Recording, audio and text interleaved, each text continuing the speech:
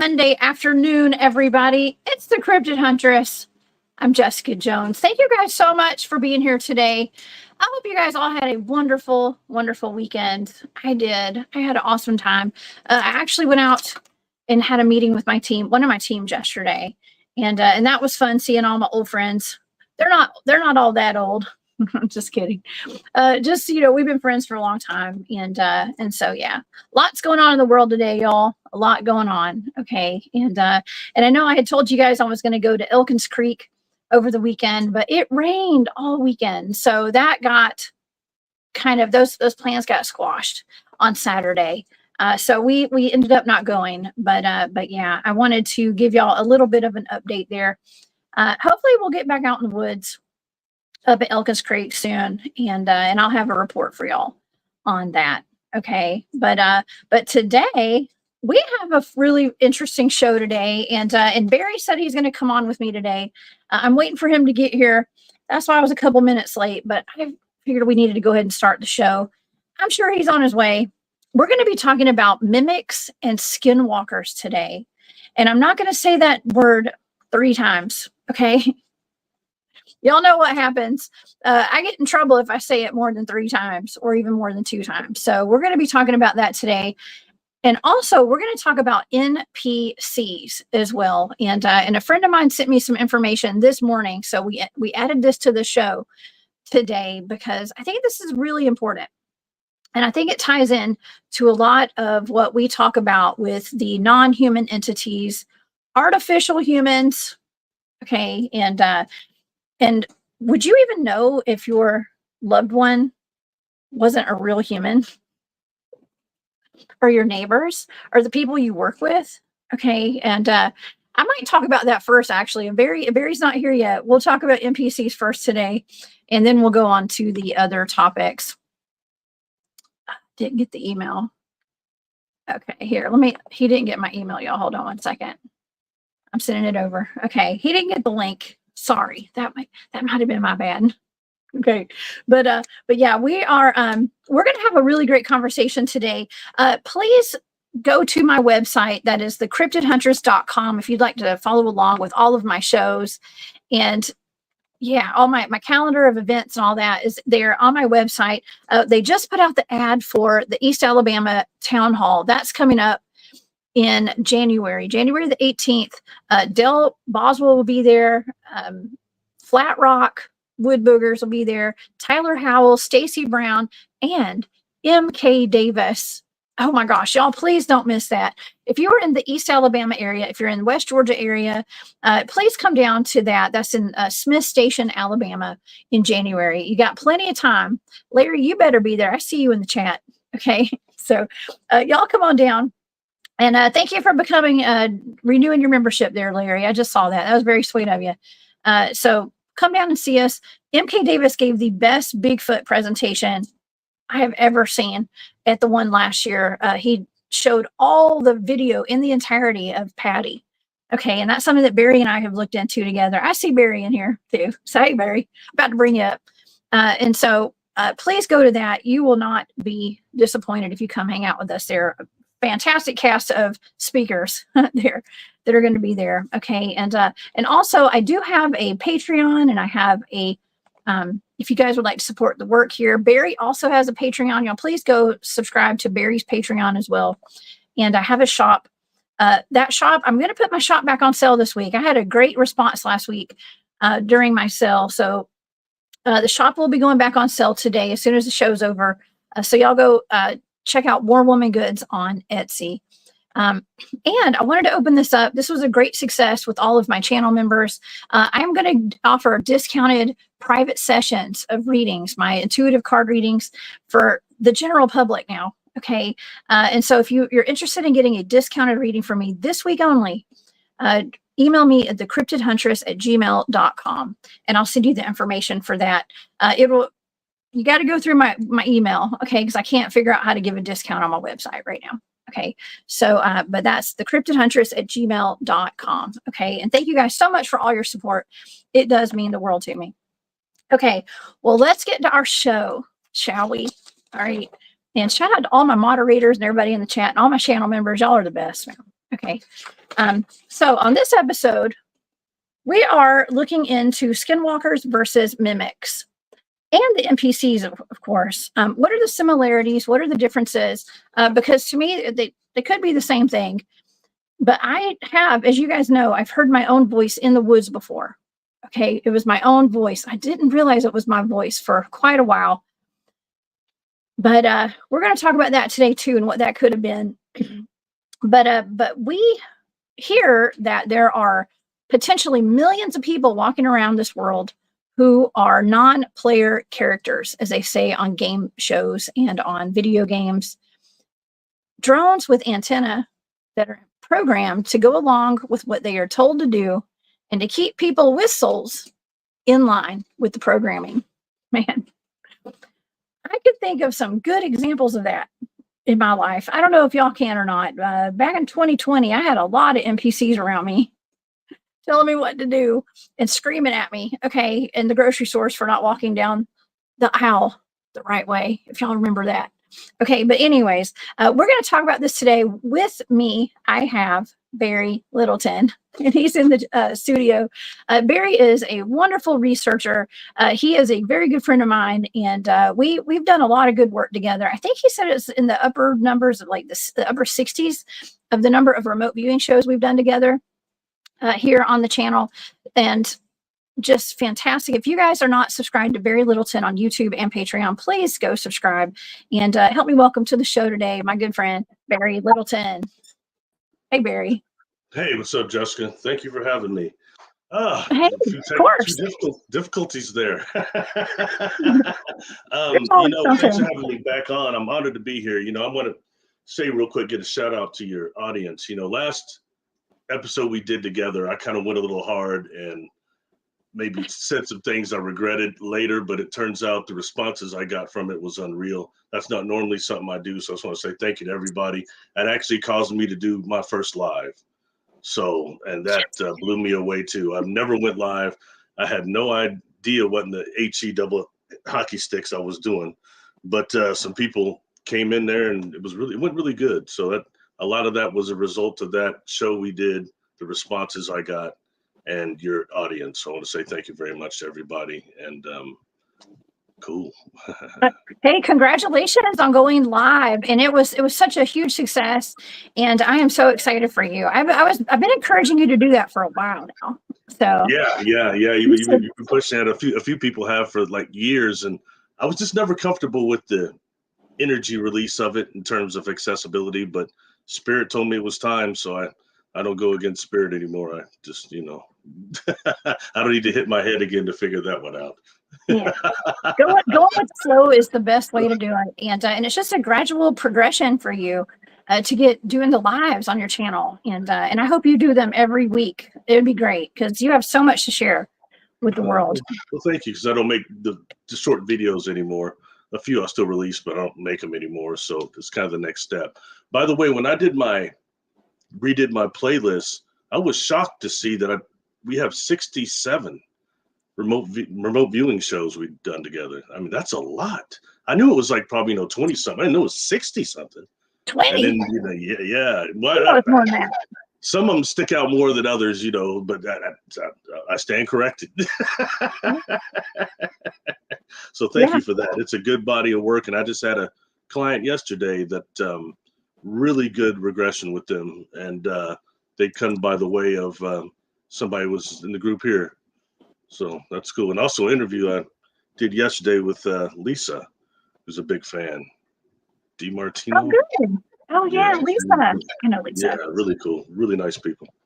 Oh, awesome. Well, that's wonderful. I'm so excited. And yeah, we have the best audience over here, the best chats, and the best viewers. And we've also got Maureen is also, she's been a member for 7 months. Oh my gosh. Thank you, Maureen and Gus. Join the Hunt Club. It's awesome. Thank you, Maureen. And Larry's been a member for 5 months. So this is your anniversary to Larry. Thank you. And Larry, I better see you in Alabama at the East Alabama Town Hall. And I will see you, Drew, and then we'll come too. Okay, I saw your message. But I also wanted to thank Kathleen Michael for that super sticker. Thank you so much, Kathleen. That means a lot to me. Okay, fantastic. Man, this chat is hopping today, Barry. And And so I figured we'd talk about mimics and skinwalkers today. Okay, mimics and skinwalkers. Excuse me, I'm not going to say that word anymore. I said I wasn't going to say it. Dang it. S-walkers. Okay, S-walkers. That's what we're going to say. And also the NPCs. Now, I'm not going to say that the mimics and the S-walkers are tied together, but I think that both topics are extremely important for us to talk about today. They're really popular on social media at the moment. Let's dig into it and discuss what they all are and what this means for humanity right now. Okay, especially with the NPCs. What do you think? I might as well start this off by pissing some people off by using an entertainment reference. But Okay. when you say mimic, don't you ever think of that movie? Remember that movie Mimic? Yeah, I do. I don't know if I watched it though. They were like mutated cockroaches that were the size of people, but they're on the subways, and they would look like people standing there with the big old trench coats on. That movie's called Mimic. Very interesting. But I think you are correct. There's several different ways we can approach this, though, from different angles, and I'm down for however you want to go at it. So. Okay. All right. Well, okay. Well, let's kind of start where I came across mimics recently. Okay. There's a lot of posts on TikTok and Instagram and Facebook where people are sitting in their bedrooms. This is kind of where it's been mostly, or people's rooms. And now these can be hoaxed. 100% could be hoaxed. But there are people in their bedrooms, and one woman had her kid on the bed beside her. And somebody comes and knocks on their door into their bedroom, and they have a camera on. Somebody's filming them, of course, which makes it look really fake. But or sometimes they're holding their camera phone while somebody's knocking on their door, and it sounds like either their mom or their child. In one case, there was a child who was sitting by the mom on the bed, but it's the voice of that child on the other side of that door trying to get inside. Now, there's one video that's pretty scary. I admit it's a little scary, of a woman who said that her mother was gone. Yet a woman was knocking on the door, and she was like, "Honey, let me in. And she didn't respond, and she didn't open the door. It became like a demonic voice and started growling and stuff. Okay, now you and I have talked about the black-eyed children. We talked about the vampires. Don't let them in, right? Don't let them in. Now, let's say if these are real, even one of these cases is real, what kind of implications does this have?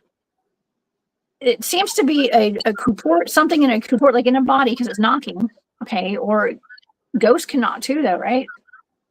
What is going on here? What do you think? I don't know. I got to be honest. You sprung that one on me, and I'm never going to lie to you. I've not heard either of those. Okay, those are pretty far out accounts. My knowledge, especially like NPCs, were initially, is the first time I heard about them was different from what I had learned anyway. They were called backdrop people by Dolores Cannon in that book, Convoluted Universe. And what they were describing these NPCs were as potentially clone bodies that were devoid of souls, and also holograms that are walking around amongst us, advanced like holograms walking around amongst us that are soulless. So that's kind of what these backdrop people came to. But, for me, what I had learned, when I was young and I was practicing these different things, I became aware of the existence of inorganic beings, and the ones that actually can kind of make their energetic form corporeal to a degree. At least they appear that way. And normally they move in pairs. And, when you go a little bit further, like really, if you have the ability to see, you can really start augmenting the way you see and changing things and experimenting with it. And when I started getting much better, I would always see the energy field around people and really seeing past the physical. And it is a certain shape. People have their auric field, their luminous cocoon, whatever you want to call it. The shape is normally either oval, circular, or kind of mushroom-like towards the top. Certain people have that. So, but that's generally everybody you see when you look at a group of people. They have one of those two configurations. once you see past and just see the energy fields.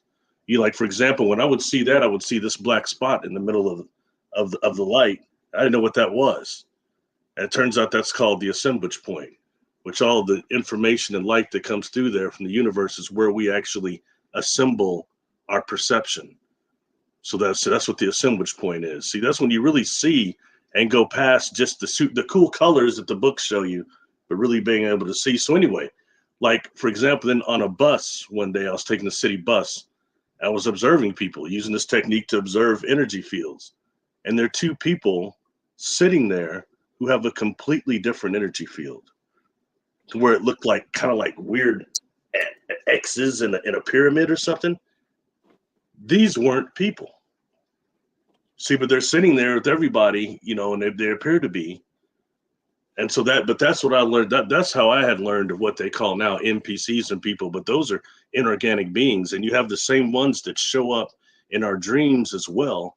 And they manipulate the phantasmagorical images that are in our dreams, but they're energy generating beings. They're just inorganic. So that's one type of this that comes into play also when dealing with this, and that went into a video I had sent you. Kind of goes into that thing that we talked about, the death defiers, and that wasn't online here, but we can go into all that type of stuff. But I think it's just good to kind of put that in there also. And okay, just throwing this in there too, when dealing with these old practices too, what they ultimately go to was making the dream body full cognitive abilities through dream attention into the dream body, and then trying to make the dream body as corporeal as you can in this one. Thus, you start seeing yourself sleeping when you're practicing these dream gates. One of them is you start seeing yourself sleeping in the bed, and you start to know you've transitioned your true dream attention, your cognitive abilities into that body. So when dealing that's old techniques. That's the technique of the dreamers. So a lot of times when you see some of these old teachers, it might be, they might have that like Carlos Castaneda, they look like they just light in their eyes. They come up on them in the desert. But the truth is, those cats are over there sleeping somewhere, and they're over there training them in their dream bodies. But see, he couldn't see, so he couldn't see them as energy there. He can only see physical through cognitive dissonance. You know what I'm saying? Cognitive bias too. So anyway, so that's just one thing. I just want to throw that in there too, because that's the way I learned about it. The whole NPC thing and the Dolores Can, that's newer to me. I go back to the old ways, the old things. But anyway, dealing with that dream body and that training, that transfer of the cognitive abilities, that's what I've been saying a long time, that Sasquatch has that ability, some of them. And I watched that interview you did on SOR with, no, not SOR, it was it Texas Fort Porch with Jesus Payan, the guy from TV, right? First, he showed those incredible pictures. I like how y'all went into that. But also he said something. He's right on point. He said he thought that certain of the Sasquatch were like advanced medicine men, and they have those abilities. That's exactly what I'm talking about. They have control of the dream body. And people laughed at me when I talked about that. I think that's why sometimes you see Sasquatch passed out around people. As leery as they are of people, why in the hell would they ever go in someone's barn and crash out or anything like that? But if they have control of that dream body, and the times we see them when they're impervious to bullets, they're disappearing. That's not always just physical. It's showing that they have a manipulation of their dream body that does not conform to any of the physical parameters of this body. So I'll shut up there. I'm talking too much, but I mean, I just want to throw that in there. I just had an epiphany. Okay, what if? Okay, so I was talking with Wayne Tothero over the weekend about how we sometimes fall asleep when we're out in the field doing our research. And, things will be happening. There'll be Bigfoots in the environment, and we just all turn in for the night and go to sleep. Well, what if that is something where they're causing us to go to sleep, or something our higher selves know that because we're there to communicate. What if it's something so we can go communicate in our dream bodies with theirs? Very, very possible. I mean, you're dealing with, I think, the ones that can do that. I think you're dealing with extreme masters of perception, not just on how they're able to disappear and hide in front of people, just third dimensionally. Okay, but the ones that are capable of know this dream knowledge. And we're going back with the species that's been here. Well, this is still a type 1 civilization. And the part of them that is human, and a part of them that was smoking the peace pipes, the part that keeps going in the marijuana fields trying to harvest, it's getting caught, these types of things. It's really interesting. And I think it leads us to thinking a lot more about the human aspect of them and some of the things that we know, like invisibility techniques. And that goes back to like shadow training and that type of stuff. Where did that really come from? And where did some of these dream practices come from? We don't really know. So it's just, let's throw that as food for thought. But I think it's very real when dealing with, especially with Sasquatch and Bigfoot, the ones that have these paranormal abilities. That's what I think it is. I think that they're dreamers. Yeah. And when they're not, they can be shot just like you and I. Yeah, that's true. That's true. Well, that just kind of, I just have that epiphany as to, I'm trying to figure out why we always go to sleep early when we're having a lot of Bigfoot activity in our camp. Well, maybe it's because we have something that's going on that's in our dream bodies with them, where we are communicating with them while we're asleep. Okay. So probably even something different than everyone speaks on infrasound, but I think they're also capable of ultrasonic ultrasound. And it's little things like this might hit us with easily, or even some type of psychokinetic energy that puts us to sleep. And when you start experiencing something that's a higher vibration, we tend to perceive it in a dream fashion, and it makes us tired. It'll put you to sleep. A lot of times the crafts will put you to sleep, even though some of them are not trying to do that for nefarious activities. Some of them, just the vibration of them, it's hard to maintain consciousness here cognitively and not start going into a dream state. That's how we interpret things at a different vibration, a different frequency, especially when we experience an environment like that. It comes in a dreamlike state. Anyway, so sorry, that kind of, I think, correlates with what you were saying. So I wouldn't disagree with you at all. It does. Okay. All right. That's fascinating information. We need to look into that a little bit more. And that's something actually to take back to my team now to discuss with them about why we're falling asleep when we're out in the field, because that's something that Wayne said that they experienced too, where some of the guys will just fall asleep, or I think Lori Wade was talking about that too. Like we were having conversations about that over the last weekend when we were at that Squatch out. So it's not just me and my team. It's a lot of people that are experiencing that. Before we switch to another movie reference, my favorite movie, Dreamscape. Think about it. First, they were using equipment with him. And then he went up with that lady. I can't remember the actress' name, but she was crashed out in the office. He went up there and sat down. He started. He went to her dream that started trying to kind of, get with her on the train in the dream. But when she got up, she's like, "How dare you do that?" He's like, "Man, you don't notice something. I did that without your technology." Interesting. That's an 80s movie, just food for thought. I know somebody's get mad. He's using movie references again. Sorry. No. You always have the best movie references though. So, and it always pertains to what we're talking about. So, and it kind of just shows the pattern of we've been showing this stuff for a long time. Okay. And now we're talking about it today in 2024, 40 years later. Yeah. We're talking about what was in the movies back then because we're experiencing it and we're understanding it. We're not understanding it completely, but we're seeing it. And so, okay, let's go back a little bit to the mimics and the S-walkers. Okay, the mimics and the S-walkers. I've also been seeing video. I saw a video of a guy who was on his bike or a motorcycle, like a dirt bike or something. He got off his bike. I don't know if he fell or what, but a lot of guys wear GoPros. A lot of ladies and gentlemen wear GoPros when they're out in the woods. And he had on a GoPro and he walked up to a tree, but there was a hole in the ground. And there was somebody going, "Help, help," through this hole. And he was like, nope, like ran off. That's happening too. There's even a video of a person that's riding a horse out west somewhere on their property. And you can hear somebody off in the distance just saying, "Help." There's always help.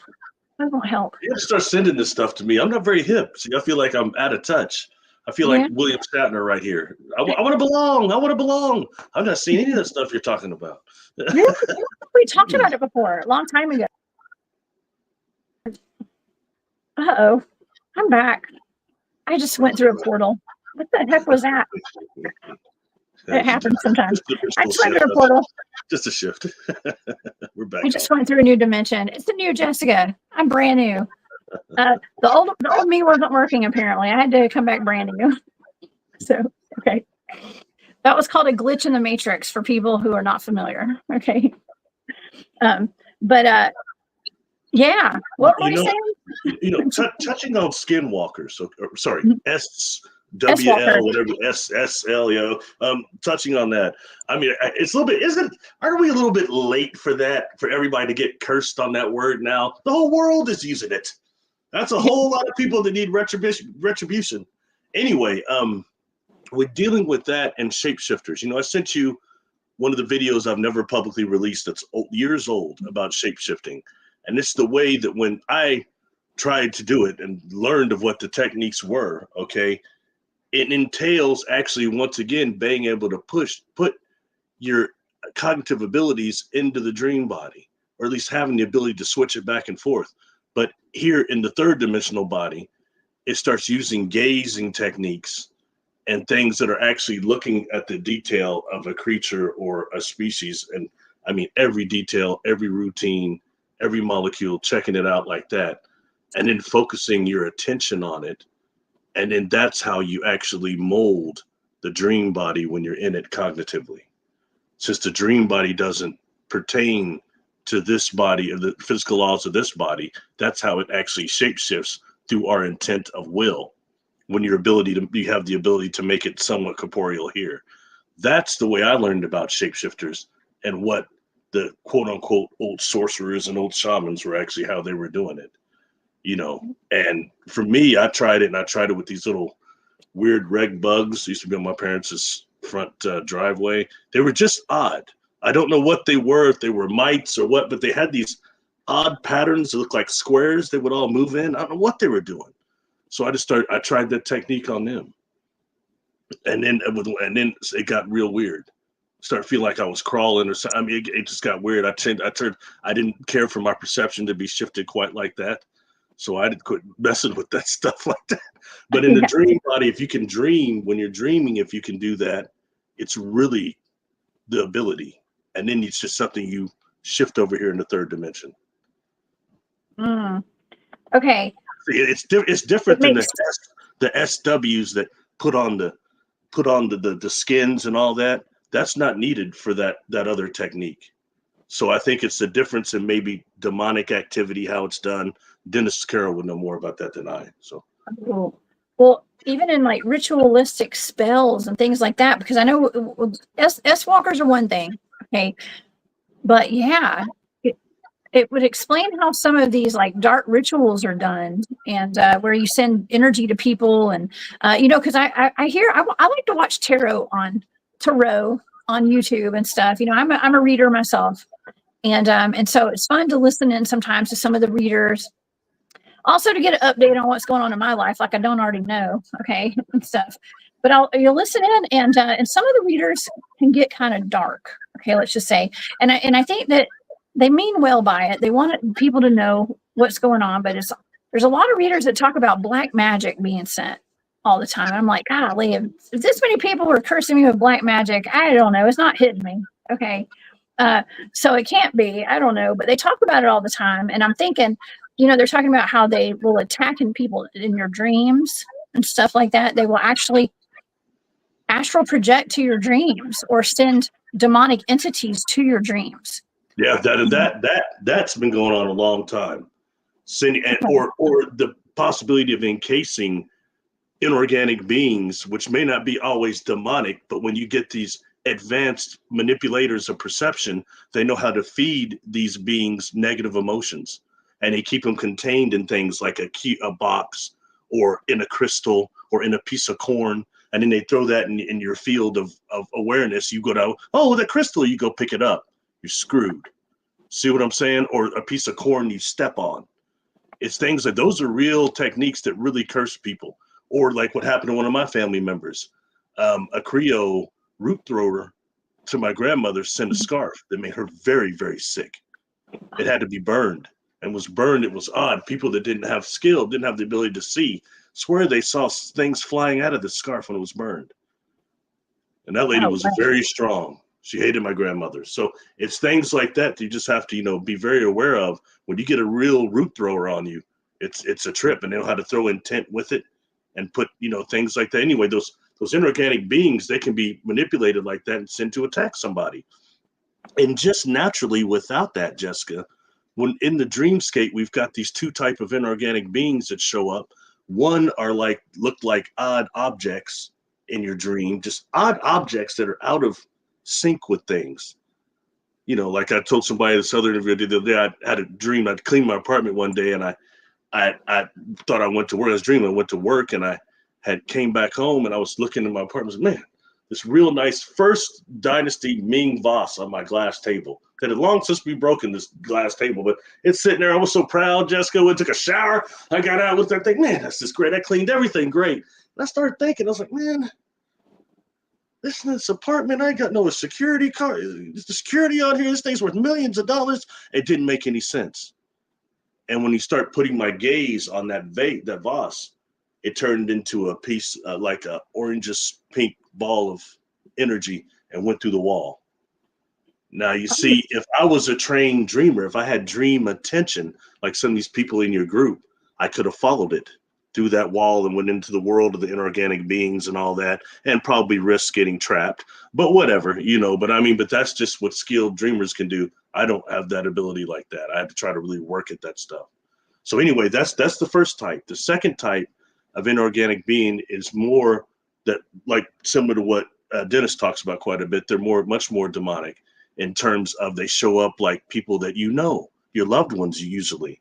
And all of a sudden, there's your dad in your dream just tearing you up, man, ripping you a new one.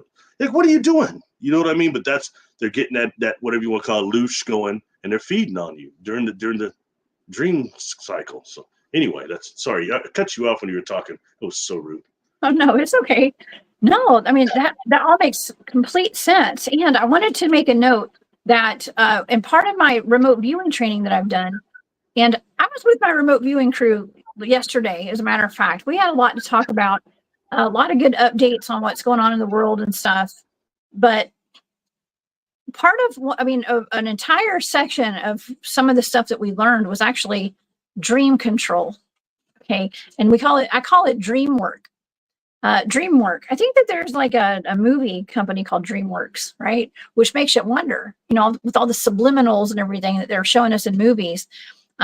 Dream work is where you can control your dreams and you can control the outcome. And it's like you become an active player instead of like an NPC in your own dreams. You're an active player in your own dream. And I can go back in, like if I wake up and I don't like my dream, I can go back in and change it all. Okay. And I've done that before plenty of times. And I was actually doing it before I was taught what that was, because, you know, my dreams affect my life. And a lot of times my dreams have been very realistic, so real that I'm working, I'm speaking with people, I'm doing work in my dreams. When I wake up, if I'm in a bad mood in my dream, I'm in a bad mood during my day. So I'll go back in and I'll change it and I'll make things right. And then I'll come back and I'm good. Okay. Because people don't understand how much your dreams affect your everyday life, your waking life. So, you know, see, those are the beginnings of dream attention, is what that is. Mm-hmm. And not everybody can do what you just said, even practicing the techniques they're saying. Not everybody can do it, because you have to have enough free energy that you get personal power that gives you dream attention. That's why here in the third dimension, I can do a whole bunch of things. I can see, I can perceive. I do a lot of things here in the third dimension, but so much of my energy is involved in that. Sometimes when my butt goes to sleep, I'll be out. I'm not dreaming, not controlling nothing. I'll be out. You know, when I started learning how to store personal energy and free energy by not doing routines and things that drain me, then I started gaining even more dream attention that way. So that's kind of that, and you're one of those natural dreamers. You probably just have that naturally. Some of us have to work at it. It would be that Toltec work, and we call it the dreamers, and then the stalkers / gatherers.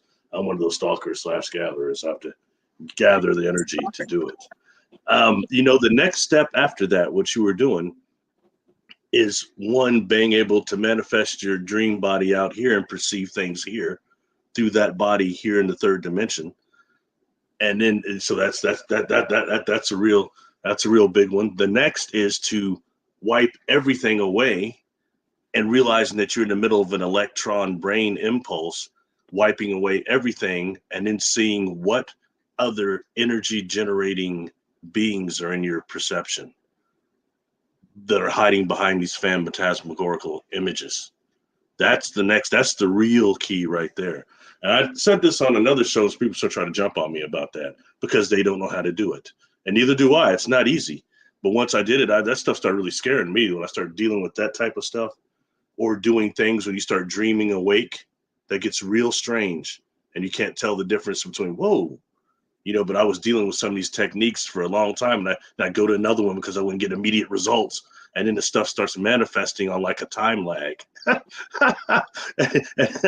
Spontaneous invisibility and weird stuff like that started happening to me, So these are things everybody always be careful what you wish for. That's right. That's right. One of the goals for me is to realize that you are dreaming. Okay, because when you're in a dream sometimes, and I'm not trying to give a lesson on dreams today or anything. I'm just saying this is what I do. It's kind of a lesson, right? It's realizing that you are in a dream. I mean, how many of us have had dreams where we see ourselves like laid in a casket or something weird? Okay, and you're just like, oh my God, you're floating over your body. And you wake up and it's just, I mean, I'm sure not a lot of people have had that, but I have when I was younger. And I woke up and I was like, man, that was messed up. Like I wanted to go back and like redo that dream. I was like, there's no way I can't have that. I was in a casket, like no way. So you go back and like you change it and then it's okay. But just weird stuff. And somebody, okay, I just moved here it is. Scott said this. Scott M says, twice I dreamt I crashed my car, and twice I crashed my car in the same way the dream was. Okay, that happens, right, Barry? It's almost prophetic. We have a lot of prophetic dreams. That happens a lot too. Sometimes experiences can even be that. I probably about 1998 or so, my oldest, I come home, I've been out kicking it, and I come home and we still had answering machines back then, and my oldest brother had left a message. So he's crying, you gotta call me. And he winds up, he had this experience, and it's experience with star beings, and he couldn't figure out right to the end of it because it appeared they were hitting him with holographic stuff that seemed normal. And then at the very end, and he's walking around with me, he said, you were showing me all this stuff. And then we're standing there, and I said, I saw the ships, and I understood what was going on. And I looked at you, and you looked at me, you shook your head, and this car came out of nowhere on the street and just barreled you over. And you were just laid there dead. He said it was so horrible. He started crying again. It was horrible. And when I got in my car accident, in 2010, I was laid just like that for weeks. He started saying, my God, they were showing me the future to a degree. Because he said, I kept telling him, please don't take him. He said, that's the same thing I was saying when you were actually laying there. And my brother is, 19 years older than me. He's 68. So that. Wow. Yeah, that was a long, yeah. Sorry, I didn't even throw that in there, but I think it's interesting just how these things kind of tie together. It ties into the near-death experience, what we're talking about here, and also with the extraterrestrial interdimensional contact phenomenon thing. It's not separate, and don't let these materialists that are these gatekeepers keep people from exploring what consciously causes all this stuff. What's behind it, the prime intelligence of behind this. It's important, We don't have very long to figure it out. We're only here for a minute and we die. No, that's okay. And that's why I'm a little more free these days about talking about my experiences, so that it can help other people, including the dream state. Because I've often mentioned that a good way to get some answers, if you have a question at night, if you'd like an answer from one of your passed over loved ones, let's just say, take a notebook or just some paper, some white paper, whatever, and a pen or a pencil, and write down the questions in cursive.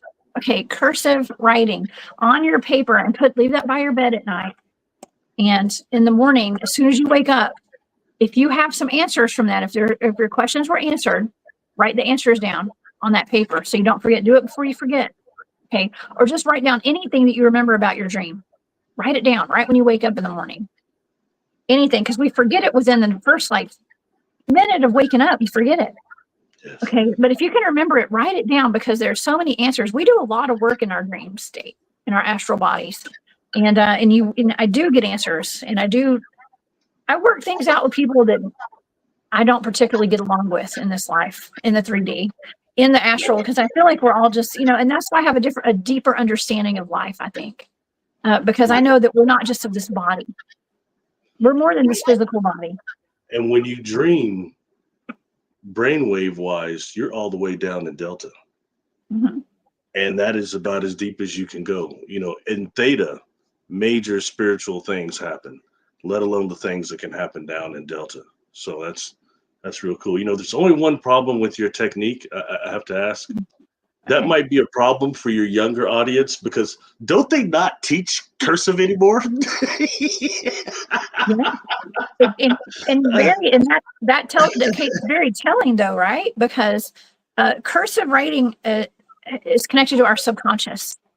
Okay, and so I think it is made to do that. They do that on purpose. Okay, it's by design. Also, the Constitution and the Declaration of Independence are all written in cursive as well. So imagine if we have the next generation that doesn't know how to read it. I'm just saying that's for entertainment purposes only. It's a good point. Wow. Yeah. I didn't think about that. I was just cracking a joke, but hey, good point. That's true. That's why it's important. They actually do teach it again. I do believe. My son he's only 10, so he hasn't started learning it yet.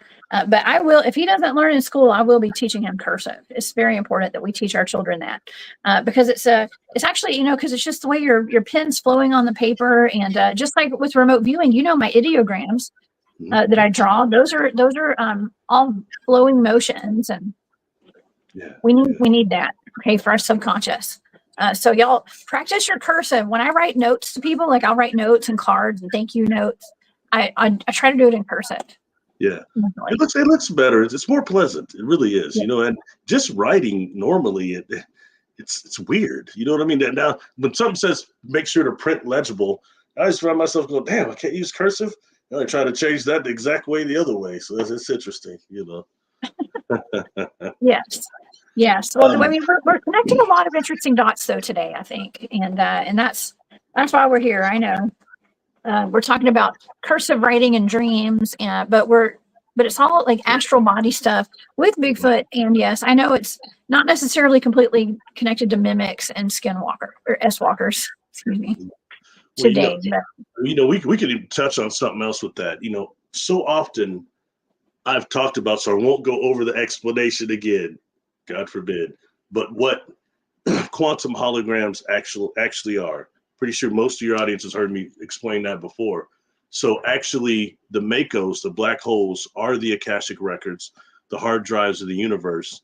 And when you have these species, these civilizations that are what they were calling type 4, type 5, that are using actually the space of the Mako itself, the black hole itself, for their prime power source, a lot of them no longer exist as we know it, but they still exist within the Mako, within the Akashic records. So since that goes with our brain waves, when they want to interact with us, they can do it through, quote unquote, the quantum hologram. And a quantum hologram is when something goes through the black hole, that perfect copy is on the surface, then that becomes part of the Mako, quote unquote, Akashic records. So when those beings want to interact, and some of them have the ability, we're dealing with consciousness, they can almost make themselves appear physical to a degree, the same way we would use the dream body thing I just talked about. And that's why it's interesting, that they're important to try not to just give ourselves brain entrainment with negative encounters. Yes, they happen. The SSP thinking, all that stuff, not putting it down, but there's something else going on too. You have some beings coming from this Mako, the divine field, trying to interact with us through our brains, but we do have will, and we could turn it into this negative stuff and freak out and turn into a negative encounter. And I say that in the same way that when we I've talked about this a lot lately, our negative self, looking at what that really is, the choice we're giving, negative choice, that fractures into what's called negative identities. and the negative identities we get during trauma. That first decision we make during a major trauma that's an upset out of our control, we make a judgment against ourselves. And our subconscious is put back in our subconscious. You know what I mean? But it's still working in the background, taking a whole lot of our energy, and we don't even know it. It's feeding the negative self. So some of these voices we talk about, some things like that, it's not just other entities, it's our negative self giving negative thoughts. And then you've got these others that are surrounding us that just pour a little grease on it when it's already burning.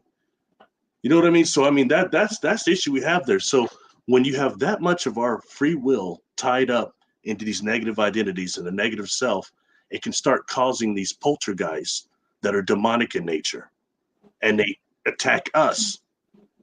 We created it, but we can also uncreate it. The negative identities can be erased. That's when we find out we're really energy beings, and because the divine overself, Jessica, is positive.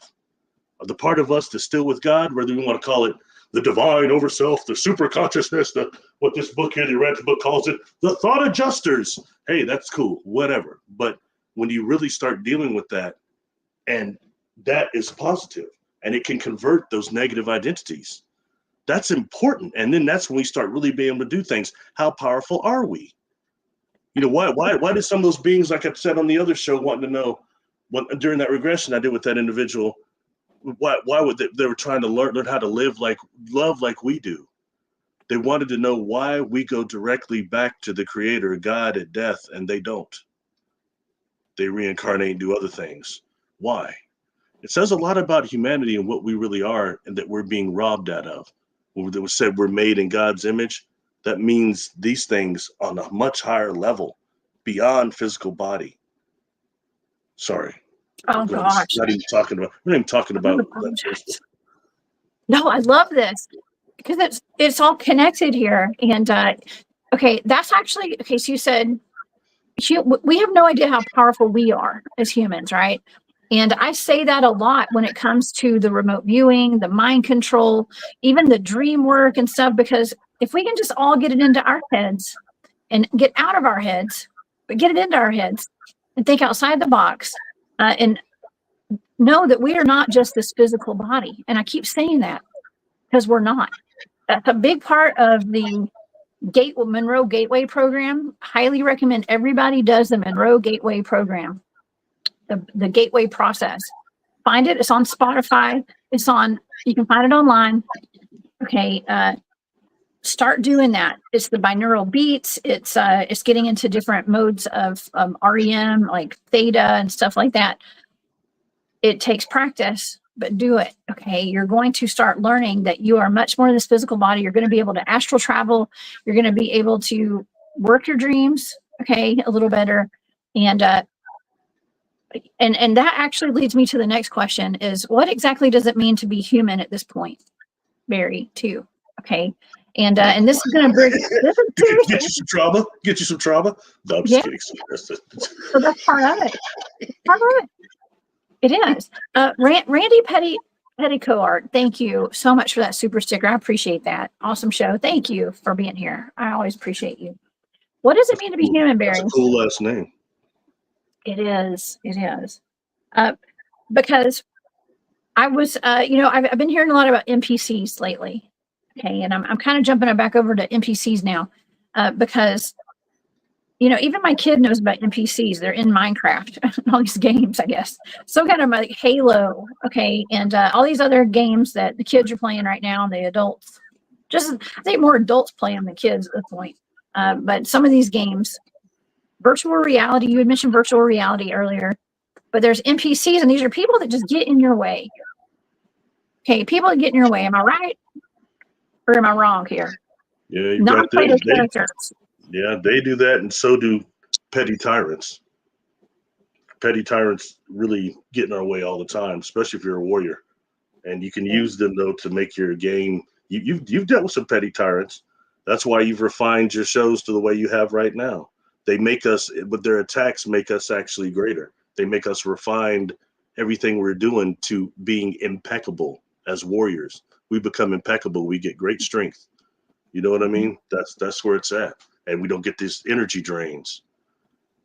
Yeah. And Energy. so these non-playable characters, it's a matter of how many of the faction of them are inorganic, how many of them are demonic, how many different classifications of them are there. This book here has one that they call the midway beings. And you've got primary midwayers and secondary midwayers. And what you have is the first, like, quote unquote, celestial type of beings that came here that really started intermingle with each other, that were non-physicals. And then some of those offspring started mating with physical people. You get these two types of midwayers.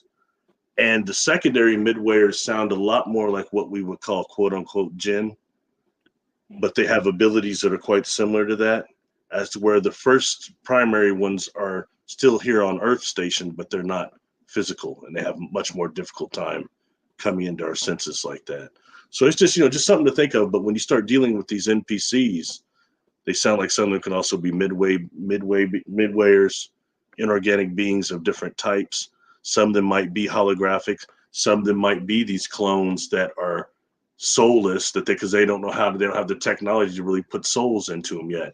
When dealing with that whole blasted false light thing, that's what the main thing is. And I believe that there is a technology that can have people that tries to, when people are in the twilight, perhaps, of death, the NDE levels, the theta, not quite delta, that they have some type of machine that's similar to this dream incubation or some type of sound technology that projects a false light that's trying to attract people into these clone bodies.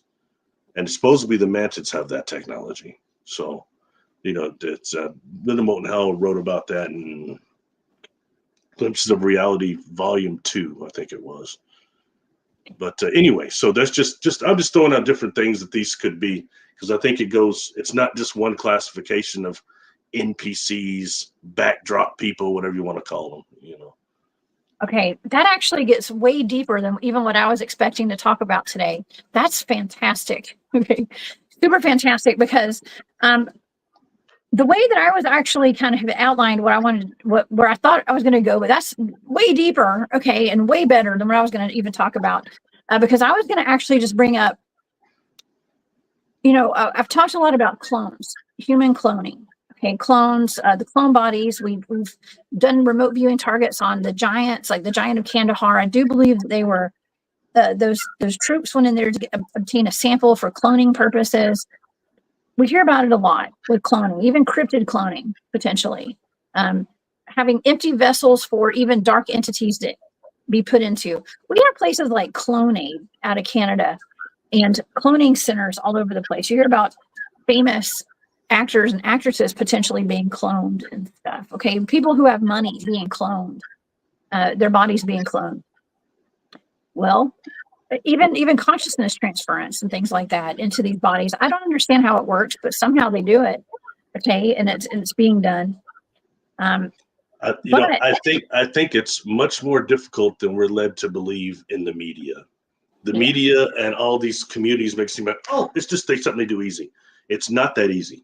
And I can say that because I've encountered during regressions extraterrestrials that aren't able to do it, and they're trying to learn how to do it. They're trying to learn how to fracture our soul to put it in pieces of clones all throughout dimensions. And they can't do it.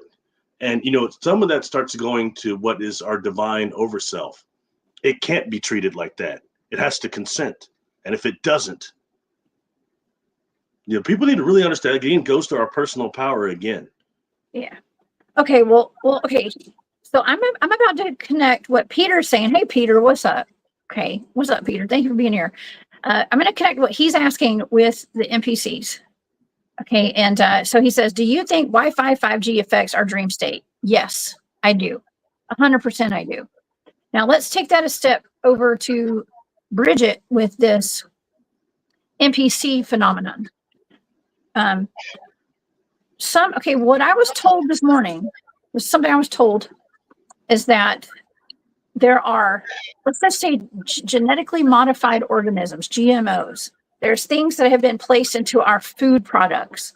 There are things that have been placed into our medicines, let's just say, into our food system, our water systems, that are being ingested into our bodies.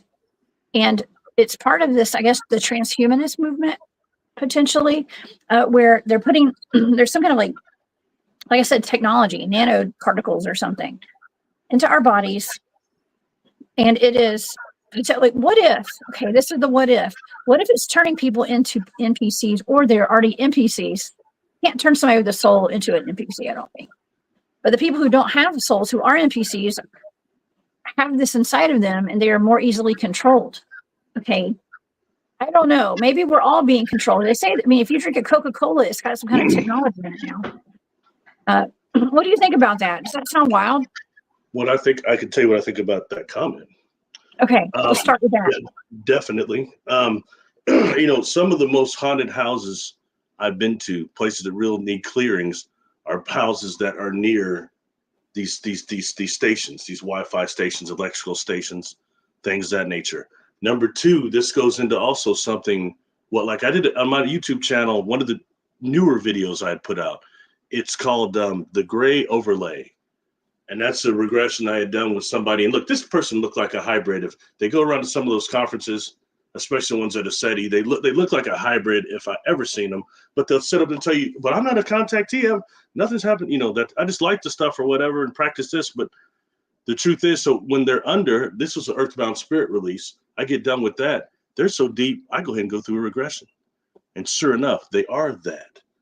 Stuff they're unaware of. And what's interesting is these are beings that we're doing a hybrid project here on Earth, and there was only 6 of these individuals with these genes or whatever.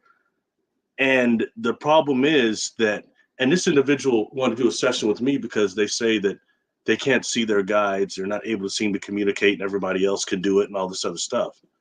But when this comes out in this regression, is that this species is completely nullified out by 5G.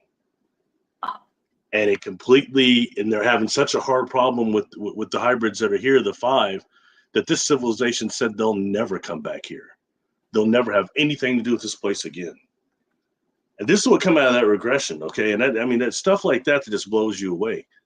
And I kind of connected that with what's called the Gray Overlay, which is something I first heard from Linda Moulton Howe when she was that's to go all the way back to when Art Bell was still alive. And she talked about Whitney Strieber also.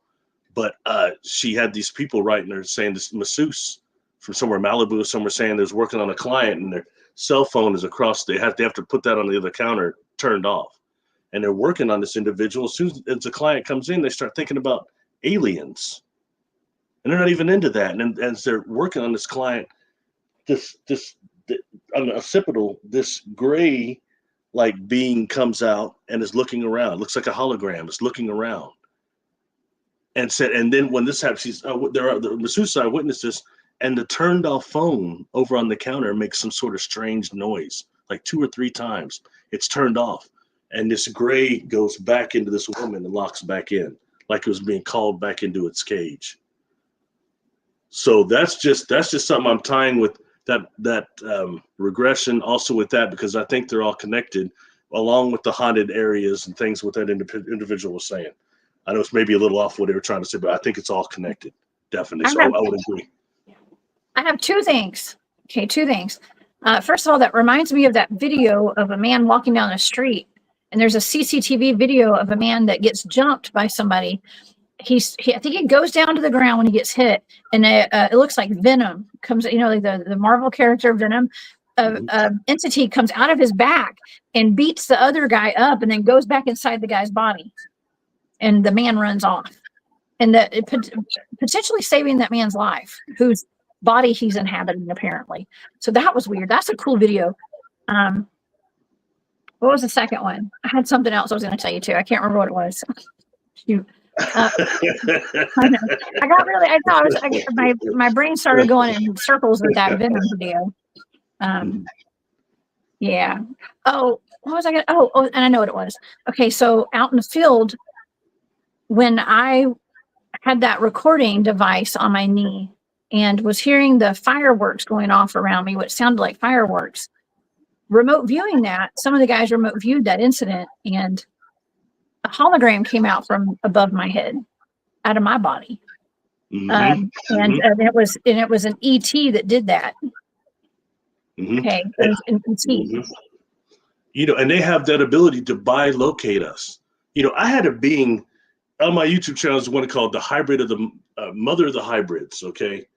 Even though I didn't actually see the hybrids, I think that's what that thing was doing over this machine. But, you know, that entity was communicating with me and asking me to help with this equipment I'm looking at. I knew nothing about it.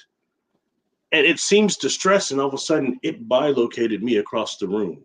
It felt like I was floating across the room, smashing into this huge melanin dominant eye this thing had. But in reality, I wasn't. I was still on the other side of the room getting dizzy. But you see what I'm saying? But it was this separation. And that really tripped me out, because that showed me that some of them can do it through optical nerves. They don't even need technology to bilocate us. I mean, that puts us at a serious disadvantage, Jessica, a serious one. And when you start dealing with beings like that 1,000 years ago, of course, they're being called gods and everything else. And you get some of them you're in their biofield. They can not just change the way they look through our optical nerves and consciously, they can project an entire different environment to you that seems as real as this one without technology. It's real serious. Wow, that's wild, and it makes sense too. That is, there's a potential for that to be real, and I think there is. That's wild. We just don't understand what we're capable of as humans, and you know, and even you're talking about the optical nerve, and that brings up thoughts about the. I know this is off topic, but the reptilians, and what is that called? The that little lizard, the real lizard, the parasite that people will put in their eye, and it takes over their optical nerve, and then their consciousness leaves their body, and then they're controlled by this vril lizard parasite. Apparently, I don't know. I know it's wild, but I've done shows on it. Okay, and also, I was going to say something about the rods and cones, like how I've been told that the reason we can't always see Bigfoot in some of these cryptids is because we don't have the right number of rods and cones in our eyes. It's possible. We see very limited part of the nanospectrum. Yeah. Very limited that we see. Definitely not infrared or any of those things like that. So I mean, yeah, I wouldn't doubt that at all. Our eyes are not, it's kind of like, just let's face it, okay? Our human bodies are, I don't care what kind of engineering they've done, who did it, they're not suited for this environment at all. We're very puny, very susceptible to everything. And when you look at that way, you look at Sasquatch, they're superior to us physically. Let's even put on a ghillie suit, try to walk through the thicket that they do without anything on. It'll rip the ghillie suit. How do they do that? That's, you know, that's stuff like that. The ones that are going up, almost nearly levitating up those mountains like that, but it's physical. You're seeing that they're designed for this place. Apparently, yeah. We are not. Yeah, we're not. That's right. That's why I respect you to go out there in the woods. I respect all y'all, because it's. Well, I don't go barefoot. Okay, I'm wearing boots. I wear clothes. I'm naked and afraid. Okay. I actually have to wear clothes. There's briars and sticks and snakes and all that. I mean, I have to wear shoes or my feet will get cut. I know, right? I am not. Those people are naked and afraid. You see how vulnerable they are. You know, that's the thing that happened at the conference in North Carolina I went to. You know, it was outside. It was in the mountains, and some of the grass in places was kind of high, and it would just get your socks and shoes socked immediately. So a lot of the people out there were walking around without shoes and socks on. I was like, are you out of your mind? I got soft feet. No way I'm doing that, man. I haven't even made it to Birkenstocks yet. I'm certainly not walking around barefoot. Oh, my gosh. I want to see you in Birkenstocks, some flip-flops. Not likely. Unless it's some prison shoes or something, I get a trip to prison. You're not gonna see me in those. Well, down here in the South, we wear flip flops and socks. Okay, that's just the way it goes. Oh, it's all right. It's all right. It's cool. It's cool. I think it's a little slight cultural difference. If you've not noticed that, Caucasians do that more and are more showing their feet a lot more than African Americans do. Just check it out. It's just kind of how it is. Especially black males. A lot of us don't do that.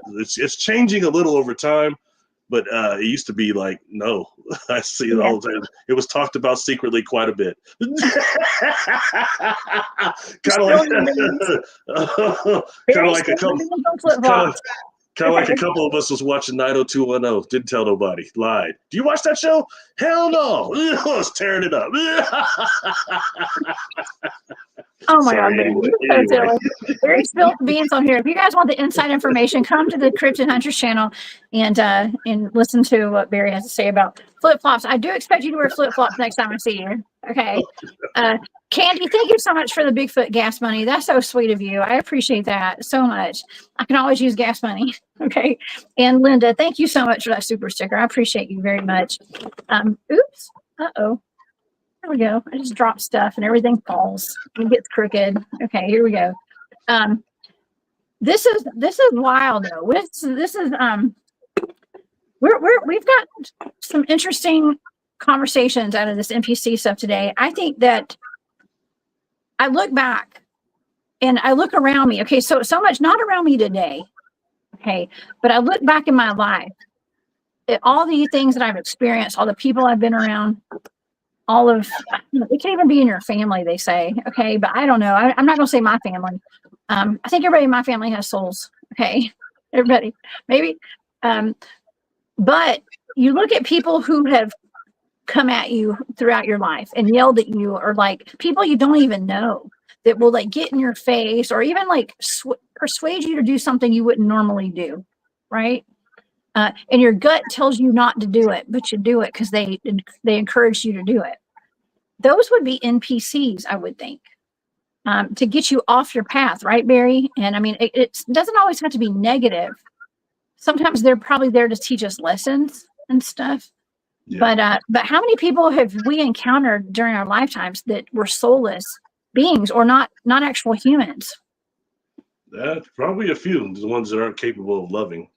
And then you have the others that are these petty tyrants that are normally looking for positions in an organization to like be over people, and they get in your way constantly. They're challenging, and these petty tyrants that come up all the time.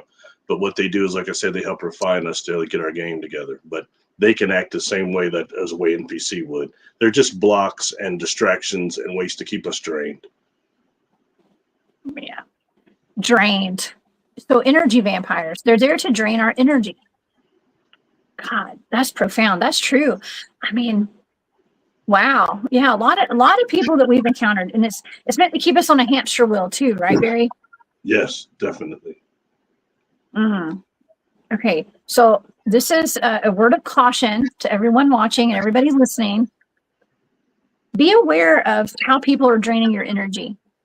Also, be aware of what your gut says when somebody encourages you to do something that you wouldn't normally do. Okay. Or if somebody makes you feel a certain type of way, pay attention to that. Because this is not only affecting us, it could be affecting your children.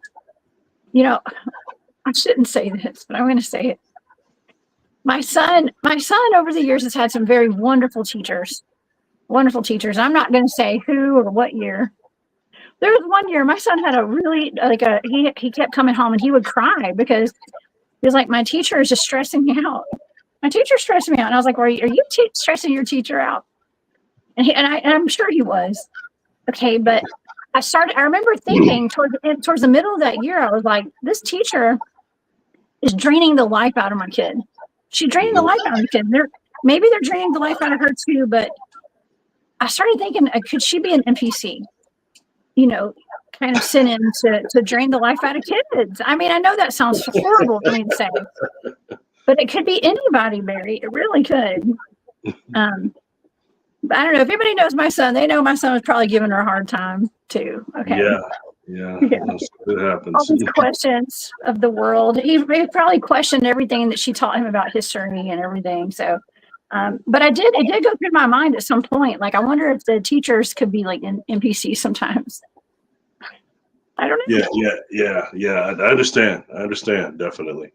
Who knows? You know what I mean? I don't know. I can't answer all that. But I think sometimes some of this can take our minds over and we start seeing everything as such.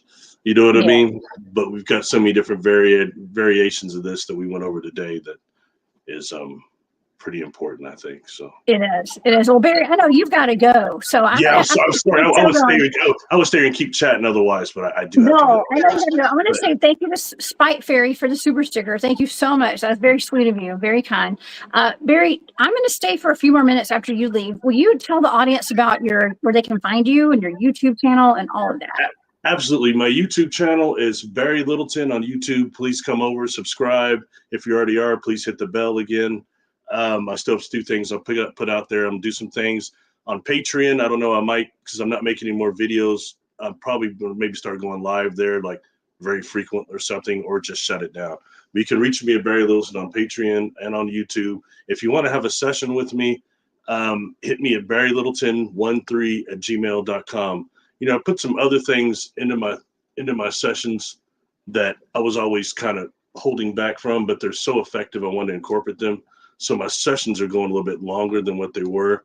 So get me now while I'm still doing it like I'm doing it. The price I'm doing it for, I'm ripping myself off. So please come check me out if you want to do that. So I appreciate your audience. Thank you for all the feedback I've gotten. Thank you for having me back on here. Much love to everybody. Much peace. And I really appreciate you. I appreciate the work we've done. And seriously, it's really cool. And it's really starting to touch people. I'm starting to hear that a lot. And that's what it's all about. Not just does it make it fun, but it's important if it's things that changes people's lives and are to their benefit. That's like a session or a reading or whatever it is. How does it help your life, you know? So exactly. Well, you're helping a lot of people's lives, Barry. So thank you. You have an open invite to come on with me anytime. You know that. Okay. Hey, So we'll do some more work. Okay. All right, Barry. Well, have a great day. Thank you for being here. Okay. We'll see you next time. I'll talk to you soon. All right. Hey, goodbye, everybody. Thank you. God bless. All right, see you, Barry. Okay. Oh my gosh. Barry's also always a good time over here. We always have a great time with him. Bernard, thank you. Yeah, he needs more lives. If you guys wanted to get any sessions with Barry, send him an email, barrylittleton13@gmail.com. And yeah, I forgot that he needed to go a little early today, y'all. I forgot. And I'm gonna cut the show here in just a minute. But yeah, I think it's important that we do start recognizing people in our lives. Anyone, like, especially, I remember Frank Jacob. You guys will remember Frank. He came on my show at Spaced Out Radio about, I want to say, a year or two ago. I don't know when he came on. It's been a while. And we were talking about people that give us a hard time online. Okay, people who are in the chats, who are mean, and people that attack us on social media and stuff. And I'll never forget, he said, well, Jessica, look at it this way. Are those people even real who are doing that? And that was the first time I had heard that before. And it changed my entire life.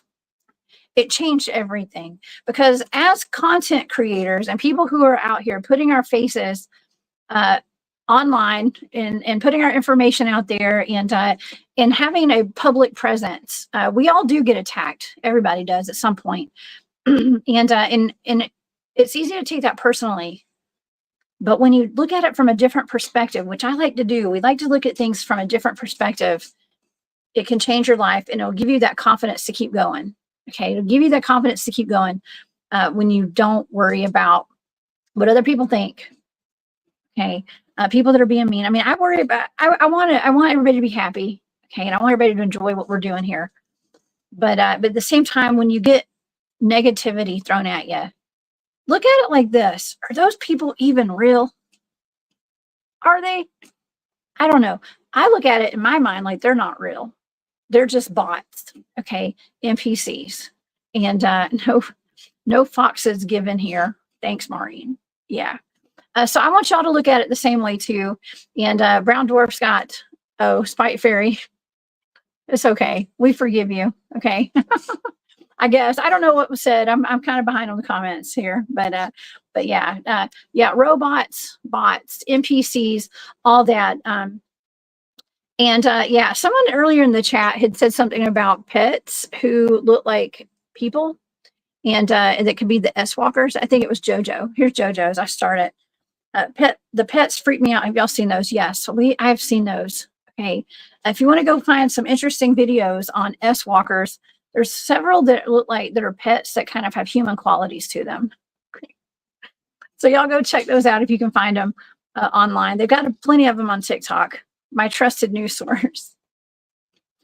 And I'm kidding about that too. It's not my trusted news source, but however, yeah, this is. Thank you, Dennis. You're doing something right too, bud. He says you're doing something right, Jessica, and I appreciate that. Yeah, we don't pay any attention. There's not as many negative comments these days. I don't know what happened. It's really the tide has changed. Okay, I get a lot of positivity, and so I like to think that we get what we put out. Okay, and I try to keep everything positive, and it's thanks to all of you wonderful people who are watching the shows and participating and leaving comments and just being wonderful people and having people on shows like Barry and Dennis and all the rest of y'all that are listening right now and that have been on my shows. Thank y'all so much. Together we are exploring, I guess you could say, exploring the mysteries of the world, and hopefully you guys are learning something because I'm learning from you guys every single day and enjoying all of this. I enjoy every second of it. So yeah, well, this has been a great show. And I hope you guys will come back and see me again on Wednesday. I'm going to, oops, yeah, that's my alarm going off. I'm going to be back on Wednesday at 1 p.m. on a glitch in the Matrix. Okay, and so let's meet back here at 1 o'clock on, hold on, y'all, I'm sorry, I'm trying to hide all the comments. There we go, 1 o'clock p.m. Eastern time here on a glitch in the Matrix this Wednesday. And then I'll be back Thursday and Saturday. We have 4 live shows a week here on the channel. And I was actually going to give you guys even an update. I'm not going to do that today. I'll give you a short update. You know, I told y'all a while back when I had Drewski on the show that someone had broken into my farm. And I caught some people carrying a bed out of our house. And that person was apprehended, y'all. Okay. And wild police chase. And that just happened over the weekend, right before the weekend. Police chase, and they are in jail right now, okay, with a whole bunch of other charges and stuff. So that happened. I'm glad I didn't get into that because that would have been a hot mess. But yeah, so I'll let you know what happens. I'll keep y'all updated on that. But please stay safe out there. The reason I brought that up is because I want all of us to stay safe. We are living in very strange times, very dangerous times right now. Don't live in fear. Live in awareness. Keep your head on a swivel, and y'all come back and see me on Wednesday. All right, everybody. Have a wonderful day. If you would like to get a personal private session with me with my readings, send me an email. That's thecryptidhuntress@gmail.com, and I will send you all that information. I am giving a discount to all of my followers this week only. Okay, and you can go to my website, thecryptidhuntress.com, for more information on that. But shoot me an email for the discount. Okay, and yeah. All right, y'all. Have a wonderful day, and I will see y'all on Wednesday. Bye.